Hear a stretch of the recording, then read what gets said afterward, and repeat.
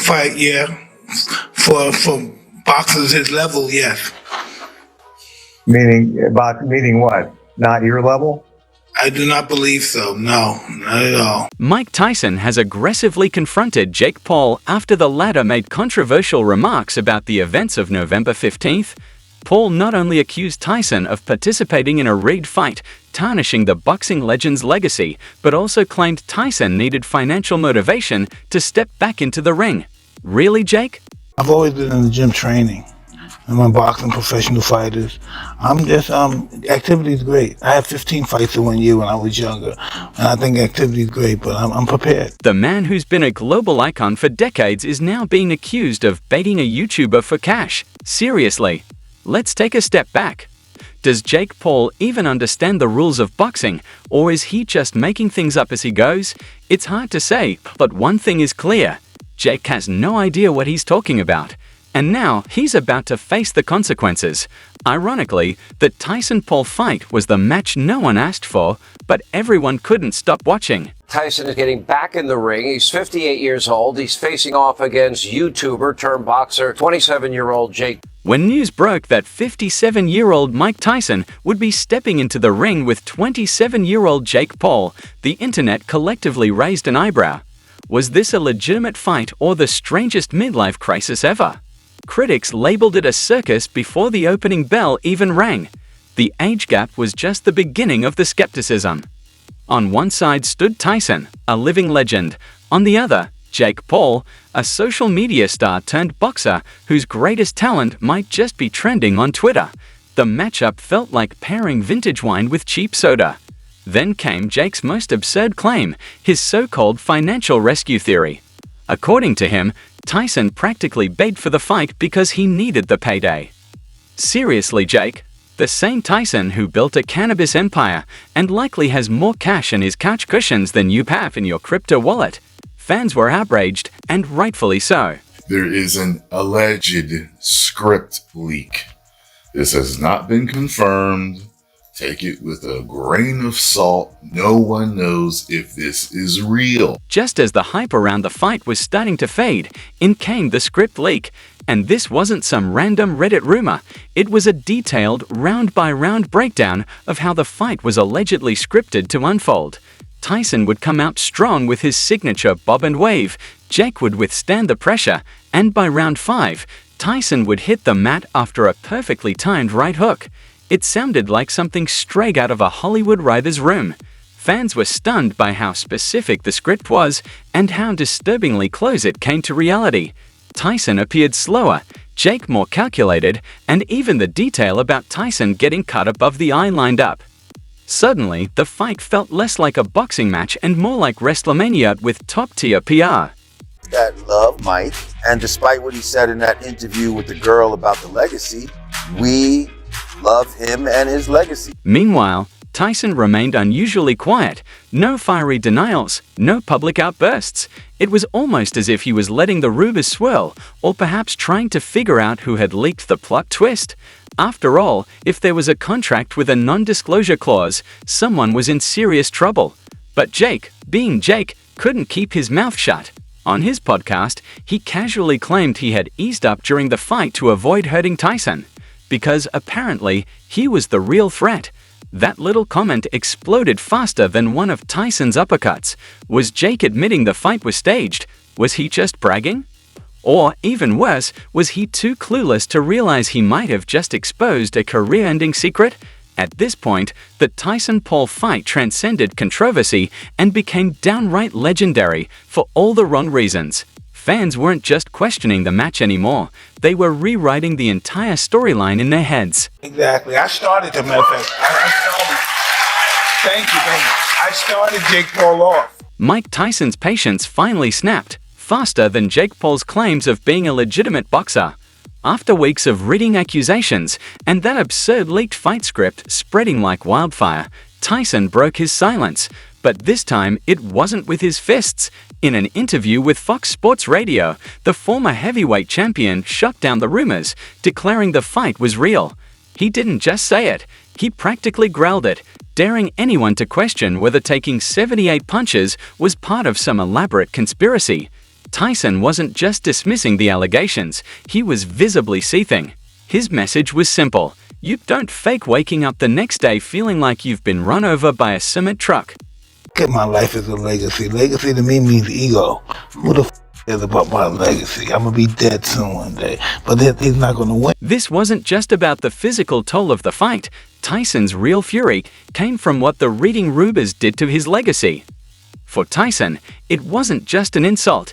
It was a slap in the face with brass knuckles. His legendary status, earned over decades, was now tarnished with asterisks, thanks to a viral fight script that read like a rejected Rocky sequel. Behind the scenes, the whispers grew louder. Insiders claimed a non-disclosure agreement, NDA, might have been involved, the kind with scary, all-caps legal warnings. If true, it would have barred anyone from revealing the fight was anything less than 100% authentic. Yet, Jake Paul, ever unable to resist the spotlight, played loose with the facts. On his podcast, he casually boasted about easing up during the fight, as if he was some kind of merciful boxing deity granting Tyson a free pass. This wasn't just Jake being cocky, it was potentially NDA-breaking cocky. Sources hinted that Tyson was ready to unleash a full legal offensive. If the NDA existed, Jake might have crossed a line thicker than Tyson's boxing gloves. Tyson's anger wasn't just about the fight itself, it was about defending the brand he'd spent a lifetime building. A brand that Jake Paul, in his quest for clicks and controversy, was now dragging through the mud. Disappointed in him, but you don't need to take it. Welcome back to the Pain Game. Today we're going to talk Darren Till versus Tommy Fury / John Fury, of course. But first, some more important and quite serious news in the combat sports world. Mike Tyson versus Jake Paul, it's come out now. It was rigged. I can't believe it. You know, you have to question the validity of boxing these days when you can't trust two professionals to get in the ring and do their best against each other. And instead you find out Mike Tyson pulling his punches, not trying to hurt Jake Paul. Absolute disgrace. I thought better of them. You know, I really did. I thought that Mike Tyson, especially, Iron Mike, he was just going to go in there and knock Jake clean out. But here he is, not trying. I'm so disappointed in him. But you don't need to take it from me. The fight itself only added fuel to the fire. Statistically, Jake Paul outperformed Tyson in nearly every measurable way. Minus 78 punches landed to Tyson's meager 18. On paper, it looked like a masterclass in boxing domination, but there was one glaring issue.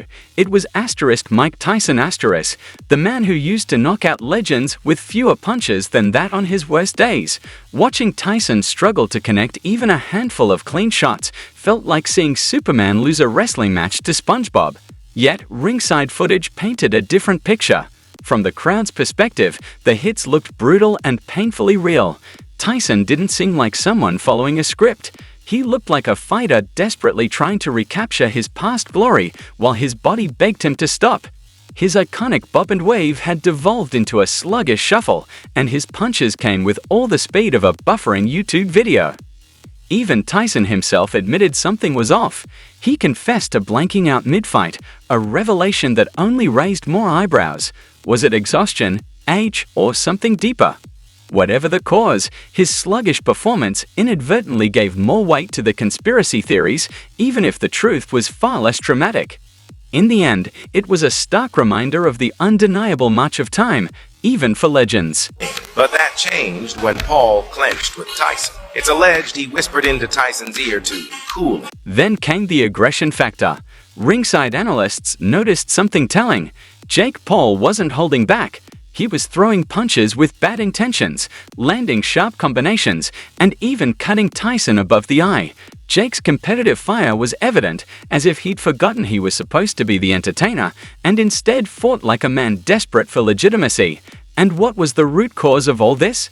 Money. Jake Paul, never one to miss an opportunity to stir the pot, claimed that Mike Tyson approached him out of financial desperation. According to Jake, Tyson needed the fight to prevent his bank account from going empty.